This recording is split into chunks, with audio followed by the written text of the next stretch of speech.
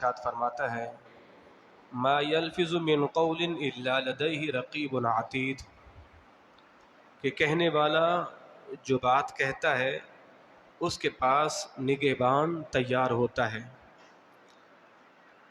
تو ہم جو بھی جملہ کہیں، جو بھی بات کہیں، تو فرشتے ہمارے محافظ، ہمارے نگہبان، وہ ہمارے دائیں بائیں کندھوں پر بیٹھے ہیں، اور جو بات بھی ہم بولتے ہیں وہ اس کو لکھ لیتے ہیں۔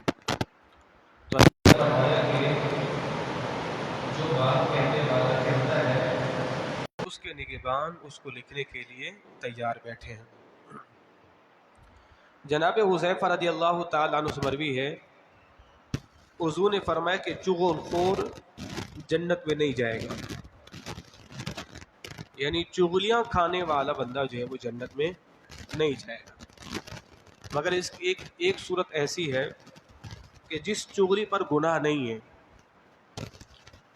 کسی کی جان، مال، عزت، آبرو کی حفاظت میں کوئی بات بتائی جائے تو اس پہ گناہ نہیں ہے۔ اس چغلی پر گناہ ہے کہ جس سے مقصود فتنہ ہے، مقصود لڑوانا ہے، مقصود کسی کے عیبوں کو اچھالنا ہے، اس چغلی پر گناہ ہے۔ مثال کے طور پر استاد نے کہا بچوں سے کہ میں جا رہا ہوں، کلاس میں جو بچہ لڑائی کرے، شرارت کرے، مجھے اس کا بتانا۔ اب شاگرد استاد کو بتاتا ہے تو یہ تو چغلی ہے، پر اس چغلی پر کوئی گناہ نہیں ہے، یہ استاد کے حکم کی تعمیل ہے۔ اسی طرح اگر کوئی شخص کسی کی چغلی اس لیے کھاتا ہے کہ اس کی اصلاح ہوگی، اس کی تربیت ہوگی، اور یہ اس کے لیے نفع ہے، فتنے کا کوئی اس کے ذہن میں گمان نہیں ہے، تو اس پر گناہ نہیں ہے۔ وہ چغلی لڑوانا مقصود، فتنہ مقصود ہو تو اس چغلی پر کیا ہے؟ گناہ ہے۔ تو فرمایا کہ ایسا بندہ، یعنی یوں سمجھے ادھر کی بات ادھر، ادھر کی بات ادھر لگانے والا چغل خور وہ جنت میں نہیں جائے گا۔ اور حضور علیہ السلام نے ارشاد فرمایا کہ جناب ابن عباس سے مروی ہے کہ سرکار دو قبروں کے پاس سے گزرے کہ جن پر قبر والوں کو عذاب ہو رہا تھا، تو حضور نے فرمایا ایک چغلی لے کر چلتا تھا اور دوسرا پیشاب کے قطروں سے نہیں بچتا تھا، اس لیے انہیں عذاب دیا جا رہا ہے۔ تو چغل خوری، پیشاب کے قطروں سے نہ بچنا کتنا بڑا عذاب ہے، عذاب قبر کا سبب ہے۔ جناب ابن مسعود رضی اللہ تعالیٰ عنہ سے مروی ہے، حضور نے فرمایا کہ کیا میں تم کو نہ بتاؤں عدتن کیا ہے؟ فرمایا یہ چغلی ہے، لوگوں کے درمیان بات کرنا، لوگوں کے درمیان بات کرنا لڑائی کی نسبت سے، تو وہ کیا ہے؟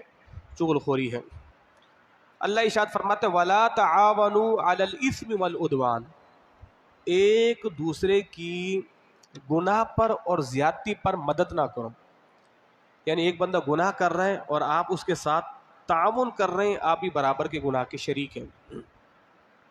اس کو یوں سمجھو کہ جیسے ایک بندہ کسی کو مار رہا ہے اور آپ اس کے ساتھ مل کے مار رہے ہیں، یا آپ اس کا حوصلہ بنا رہے ہیں، یا اس کو مشورے دے رہے ہیں، یا اس کو کوئی چیز اٹھا کر دے رہے ہیں، آپ بھی مارنے والے کے گناہ کے برابر کے شریک ہیں۔ اسی طرح کوئی بندہ کسی بندے کو گناہ تک پہنچاتا ہے تو وہ بھی برابر کا شریک ہے۔ کوئی بندہ کسی کو موبائل میں فلمیں، ڈرامے، گانے باجے بھر کر دیتا ہے، یہ بھی گناہ میں تعاون ہے، گناہ کا راستہ بتلاتا ہے، یہ بھی گناہ میں تعاون ہے۔ تو قرآن نے کہا کہ تم گناہ اور زیادتی پر ایک دوسرے کی مدد نہ کرو۔ جناب ابن مسعود رضی اللہ تعالی عنہ سے مروی ہے، حضور نے فرمایا مجھے میرے صحابہ میں سے کوئی دوسرے کے بارے میں بات نہ پہنچائے، کیونکہ میں یہ چاہتا ہوں تمہاری طرف صاف سینے کے ساتھ نکلا کروں۔ حضور نے فرمایا ایسا نہیں ہو کہ تم مجھے کسی صحابی کے بارے میں ایسی کوئی بات بتاؤ کہ میرے دل میں اس کے لیے ناراضگی ہو، ایسا نہ کرو۔ میں نکل رہا ہوں، صحابہ میں سب سے مل رہا ہوں، تو مجھے ایسی باتیں مت بتاؤ کہ جس سے میں اپنے صحابہ سے ناراض ہوں۔ میں اپنے سب صحابہ کے پاس جاتا ہوں، ایسا نہ ہو کہ میں کسی کے طرف جاؤں اور میرا سینہ اس کے لیے صاف نہ ہو۔ تو حضور نے فرمایا میں پسند کرتا ہوں صاف سینہ لے کر جاؤں، کہ کسی کا میرے دل میں کچھ نہ ہو۔ مطلب کیا ہے کہ تم کسی کی چگنے آ کے مت کھاؤ، حضور یہ یوں ہے، یہ یوں ہے، یہ یوں ہے، یہ یوں ہے، تو گویا کہ کیا کرو، درگزر کرو۔ اللہ اکبر۔ اور اگر کسی میں کوئی بات ہو بھی صحیح تو بتایا مت کریں، بتایا آپ کے بتانے سے کیا ہوگا؟ ہاں اگر ایسا ہے کہ اس بتانے سے اس کو نقصان سے بچانا مقصود ہے تو بچا سکتے ہیں۔ آپ سمجھتے ہیں کہ بتا دوں گا ہونا کچھ نہیں ہے، بس اس کے دل میں اس کی نفرت آ جائے گی اور کچھ بھی نہیں ہے، تو چھوڑ دے، مت بتاؤ۔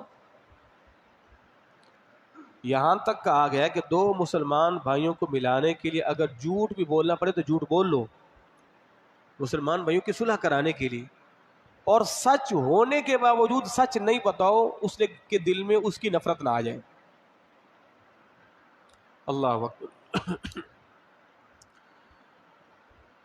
آپ صلی اللہ علیہ وسلم نے ارشاد فرمایا کہ میں تمہیں وہ آدمی نہ بتاؤں جو لوگوں میں سب سے برا آدمی ہے؟ صحابہ نے کہا کون؟ حضور نے فرمایا دو چہروں والا، ان کے پاس آتا ہے ایک چہرہ لے کر، دوسرے کے پاس جاتا ہے دوسرا چہرہ لے کر۔ فرمایا کہ یہ دو چہروں والا آدمی ہے اور یہ بدترین برا آدمی ہے، اس کو جا کے کچھ بولا، اس کو جا کے کچھ بولا، ادھر کی ادھر لگایا، ادھر کی ادھر لگایا، اس کو کہتے ہیں دو منہ والا۔ حضور نے فرمایا یہ بدترین آدمی ہے جو لوگوں میں لڑوانے کے لیے ادھر گیا تو اس کا ہو گیا، ادھر گیا تو اس کا ہو گیا۔ جناب ابن مسعود سے مروی ہے، حضور نے فرمایا کہ سچ جو ہے نا وہ بندے کو نیکی کی طرف لے کر جاتا ہے، اور نیکی جنت کی طرف لے جاتی ہے، اور بندہ سچ بولتے بولتے اللہ کی بارگاہ میں صدیقین میں اللہ اس کا نام لکھ دیتا ہے، یعنی سچوں میں اس کا نام لکھ دیتا ہے۔ اور فرمایا گناہ، جھوٹ گناہ کی طرف لے جاتا ہے، اور گناہ جہنم کی طرف، اور آدمی جھوٹ بولتے بولتے اللہ کی بارگاہ میں کذاب یعنی بہت بڑا جھوٹا لکھ دیا جاتا ہے۔ اللہ اکبر۔ جناب عبداللہ بن عمر بن عاص سے مروی ہے، حضور نے فرمایا منافق کی نشانیاں چار ہیں: بات کرے جھوٹ بولے، وعدہ کرے وعدے کی خلاف ورزی کرے، اور جب اس کے پاس امانت دی جائے امانت میں خیانت کرے، اور جب وہ جھگڑا کرے تو گالیاں دے، جب جھگڑا کرے تو گالیاں دے۔ فرمایا کہ یہ جو ہے وہ منافق کی نشانی ہے۔ جناب ابن عباس سے مروی ہے، حضور نے فرمایا کہ جس نے ایسا خواب بیان کیا جو اس نے دیکھا نہیں تھا تو قیامت کے دن وہ جوئے جائیں گے، یعنی لوگوں کو اٹھ کے بتا رہا یار میں نے رات کو ایسا خواب دیکھا، میں یوں تھا، میں ادھر گیا، میں نے خواب میں تمہیں دیکھا، تم میرے ساتھ تھے، وغیرہ وغیرہ، جبکہ اس نے کوئی دیکھا ہی نہیں ہے۔ فرمایا قیامت کے دن اللہ اس کو جوئے گا، کہ جس طرح بیل کو جویا جاتا ہے نا وہ ہل چلانے کے لیے کھیتوں میں، اسی طرح ان بندوں کو جویا جائے گا اور ان کو گٹھان لگا دے، ان کو کہا جب چلو، کہ جس نے ایسی بات بیان کی جو اس نے دیکھی نہیں تھی۔ فرمایا جس نے کسی قوم کی بات کی طرف کان لگایا حالانکہ وہ اسے ناپسند کرتے ہوں، ایک بندہ لوگوں کی باتیں چپ چپ کے سن رہا ہے، مخبری کر رہا ہے، قیامت کے دن اللہ اس کے کان میں پگھلا ہوا سیسا ڈالے گا، کہ جس نے لوگوں کی باتوں کو یوں سنا جبکہ لوگوں کو وہ بندہ پسند نہیں ہے، اس کی کانوں میں سیسا پگھلا کے ڈالا جائے گا جو لوگوں کی باتیں چھپ چھپ کے سنتا ہے۔ اور فرمایا کہ جس نے کوئی صورت بنائی قیامت کے دن حکم ہوگا اس میں روح پھونکے، اور وہ بندہ پھونک نہیں سکے گا۔ اس سے مراد تصویریں ہیں، تصویریں بنوانا اور پھر ان کو پرنٹ کروانا، گھروں میں لگانا، یہ مراد ہے، یا پھر یہ مراد ہے ہاتھوں سے تصویریں بنانا۔ تو قیامت کے دن اس بندے سے کہا جائے گا یہ تصویر تو نے بنائی تھی، اب اس کے اندر تو روح پھونک، جبکہ بندہ ایسا کر نہیں سکے گا۔ اور حضور نے فرمایا کہ سب سے بڑا جھوٹا آدمی یہ ہے اپنی آنکھوں کو وہ دکھلائے کہ جو اس نے دیکھا ہی نہیں ہے، اپنی آنکھوں کو وہ دکھلائے جو اس نے دیکھا ہی نہیں، یعنی وہ یہ کہ یار میں نے یہ دیکھا تھا، میں ادھر گیا تھا، اس نے دیکھا ہی نہیں ہے، اور جھوٹ بولتا ہے۔ فرمایا سب سے بڑا جھوٹا وہی ہے۔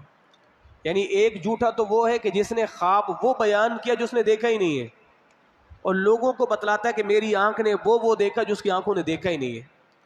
یعنی خواب کا جھوٹ بیان کرنا یہ بھی جھوٹا، اور جاگنے کا کسی عمل بیان کرنا یہ بھی جھوٹا ہے. تو یہ بہت بڑے جھوٹے آدمی ہیں، جبکہ اس نے ایسا کچھ دیکھا ہے ہی نہیں. فرمایا یہ بہت بڑے جھوٹا آدمی ہے. اللہ ہم سبوں کو اس سے بچنے کی توفیق عطا فرمائے. اللہ